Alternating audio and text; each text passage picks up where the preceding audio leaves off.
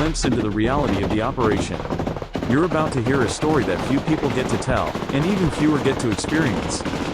When we first arrived on the ground, we knew we were in for a tough fight. The logistical challenges were already apparent, with limited resources and a harsh environment that would test our resolve.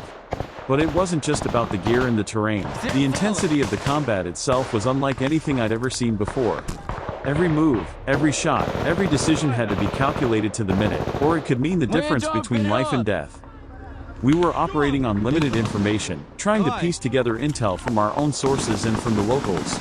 It was a constant game of cat and mouse, where one misstep could mean being caught in the open with no way to defend ourselves.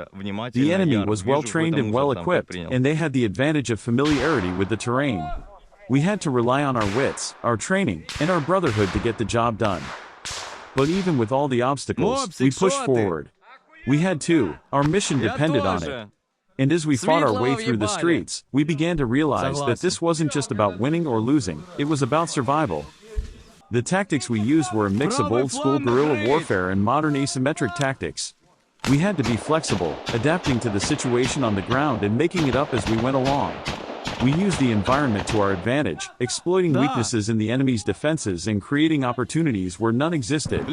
It was a delicate dance, where one misstep could mean disaster, but when it worked, it was beautiful.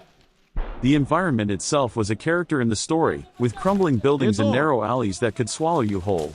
The sounds of gunfire and screams still echo in my mind, a constant reminder of the reality of war. And yet, amidst all the chaos, there were moments of beauty, a sunrise over the rooftops, a laugh shared with a brother, a glimpse of hope in the midst of despair. One moment stands out in my mind, a turning point in the operation that changed everything. We'd been pinned down for hours, taking heavy fire from an enemy position that seemed impossible to breach. But then, one of our guys came up with a plan, a crazy, harebrained scheme that just might work. We put it into action, and it was like a switch had been flipped. The enemy was caught off guard, and we were able to break through their defenses. It was a moment of pure adrenaline, a rush of excitement and fear that's hard to describe.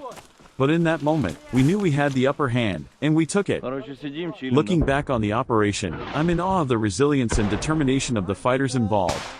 We faced impossible odds and came out on top.